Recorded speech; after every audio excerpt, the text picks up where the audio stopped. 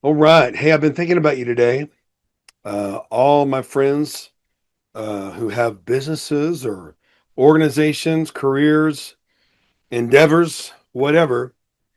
I told you I would do this for you, so I'm going to do this for you. I want to talk to you about communicating with your audience. Very, very important. You know, when I wrote Hollywood Marketing on a Mayberry Budget 20 years ago, I touched on this. You have your business image, you establish that business image, you communicate that image, right? And we talked a little bit about that. I mean, you could talk a year on each of those still, and then at 6 o'clock on the clock, right? 12 o'clock is the business image. Who are you? What's your name? What's your logo? What's your signage? Right? Who do people say you are? What do you say you are? The 3 o'clock position, communicating that every kind of marketing that we've done, which is every kind of marketing, the benefits of some of that, and I can help you with that if you connect with me or if you want a Zoom consultation. And then 6 o'clock position. This is connecting with people. You can have the best image in the world.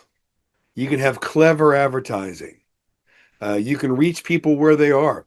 I have a friend who reaches people on every device in their house. But when they show up, what do they experience? When people come to the party, what do they experience? A million likes is great, but do you know how many times I've seen people get thousands of likes and not one sale? That's not reality. And very often, I know for a fact that the count on your Facebook views, I would say most of the time you have a lot more views than what you're being shown. Facebook wants you to buy more ads. And at the same time, there are times when you do a pay-per-click campaign. There are times where it's being clicked on in India, but they're not going to come to your house or your brick and mortar. They're not going to patronize your business. So you need to think about connecting with people. What do you do to connect with people who come to the party, who show up, right? Um, I've known people who've worked with Steve Jobs. I met a guy who worked 20 years with Steve Jobs. And of course, if you do enough documentaries and interviews and such, they will tell you the guy was a jerk. He was a jerk. He got results, but he was a jerk. Now he softened later in life. I don't want to disrespect the dead, but he realized later in life what was really important, and it had more to do with family and love and relationships. But there's something that I've learned from Steve Jobs that revolutionized everything I did. It revolutionized special events that I do. It revolutionized business practices. It revolutionized presentations. What is it, Brant? Well, here's what it is. Steve Jobs started with the experience and then he worked himself backwards. He started with the experience and then he worked himself backwards to the technical. How many times have you seen people, they start with the technical and they build up and build up and they hope it turns out okay? Well, that doesn't always work. Most of the time, it doesn't work that way. But if you start with the experience, he had, I believe he had the iPad before the iPhone.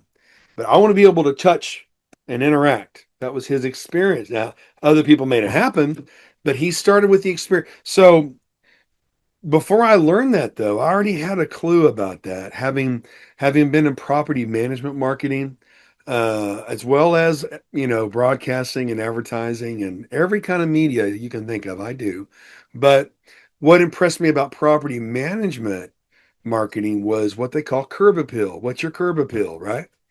So let's say they see the advertisement or they hear the advertisement and they are motivated to go. And good content creation is important, but distribution is just as important too. But they decide to go. They decide to come to your business. And what do they see when they drive up? Do they see a parking lot that is poorly painted? That's a reflection on your business, even if you're leasing that space from a shopping center, right? Freedom Pavement, Joseph Barnes, I can hook you up. He does a good job on parking lots. Your parking lot is very important. What's your signage look like? I told you the story before A guy renovated his whole operation, but his sign was faded. The sign was faded, man. And that was a bad representation. He was focused on the wrong things, right? So what's your signage like? What's your building like? When I pull up to your building, are there people standing outside smoking? You know, that's not a good look. And no haters on the smokers. But what I'm saying is, what is your curb appeal? What I've done often with a 1 day marketing makeover on site, and I still do those, but we start with the experience. What the person from the time that you see or hear the advertisement, right? That's why it's important to have a locator phrase. What's a locator phrase? A locator. Well, 5 minutes from downtown, that's fine, but right next to Walgreens, that's even better, right? So from the time you hear or see or encounter the advertisement, and that's another discussion. What do they experience when they see your advertisement? To the time they come to do business. So you might want to hop in your car during your lunch break and drive around the block and really focus on the experience of approaching your business. I talked to this brilliant doctor the other day, beautiful woman too. And the only problem was I couldn't find her practice. Couldn't find her practice. I even knew kind of where it was. I still couldn't find it. And so I thought, man, if the world knows about this brilliant person, she's going to have to turn down appointments. But something as simple as a location, which I think is going to change. I think she changed locations, but location. Man, it's so vital. If people don't know where you're located and they don't know what you're located by, right? And if they do know where you're located and they know what you're located by, and they still can't find it, you might want to switch locations because it's hurting you. And but all that to say is, so what's the experience like? From the time I hear it, do I know where I'm going? Is it easy to find? If I haven't heard of it before, is the locator phrase that it's located by, is that easy to remember? Oh, I know where that's at. I got you. That 1 mile south of Big Texas. Okay. Well, you see what I'm saying? So, and then the experience of parking your car. What do you see? What kind of parking lot is it? What kind of signage do you have? What's the signage on your door? There's a place in Oklahoma City, good product, Herbalife Shake Shop. You know what? They have the windows all golded out. You can't even see inside. Well, you don't know what it is, and then it had its name. They all have their own names. You don't know what it is. If you're going to cover your windows, then at least put a window wrap, of fit people drinking shakes or something, right? But they wonder where their foot traffic is. Hey, you're making it hard on yourself, right? So from the time I get out of the car, what does the door signage look like? When I open the door, what do I encounter? What do I see? Right? I'll never forget. Gosh, this had to be almost 40 years ago. A t-shirt design shop. But it was a very angry person. She was a cat woman, and the whole carpet was covered with fur, cat fur. And it was the most miserable experience. I thought, how's this person doing business? Right? And bless her heart, she could not have been more informal. I mean, the only thing left for her to do is wear a bathrobe, so it was horrible. So no wonder they went under. But the experience connecting with we haven't even talked about the connection yet, the interpersonal connection. So now, what's the facility like? What's it like?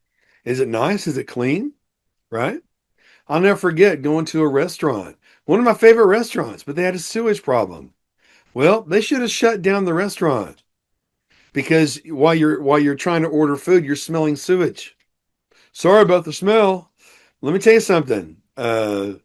If you can still operate, but you have an odor problem, close the interior and just use the drive-through. That's a lot better than losing your client base. So what's the experience? Now, who do I encounter? Usually the lowest paid positions are the most vital.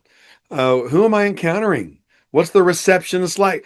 Have you ever gone someplace where there ain't much receptionist, there ain't much reception going on with this, there isn't much. Well, that's a whole nother thing. We can train your receptionist or your secretary to actually improve your cash flow. There's a way to do that. I had a muffler chain hire me to talk to a guy, fantastic manager, but he was a jerk. And he drove business away with his attitude, but they didn't want to fire him because he's a great manager. Well, he might have been great in certain things, but with a little bit of people skills, of course, that they give me the power to fire or to consult. You might have a troubled employee that's fantastic at what they do, but nobody can stand to be around them. Well, that's gonna affect your cash flow no matter how good they are. So, what are you experiencing with the person? Have you ever gone to a place where you feel like an interruption? You know what I mean? So, anyway, I'm about to do another call. This is an informal Zoom. But all that to say is pay attention to how you connect with your customers. There's a whole other part to this, and we'll get to that. But in the meantime, step into your customer's shoes, experience what they're experiencing, and it might answer some questions for you. Take a step up if you can in those areas and welcome and communicate and connect with those who show up to the party, because all the marketing in the world won't help you if you don't know how to connect with your customers. And I'll do another one of these. So God bless you. See you next time.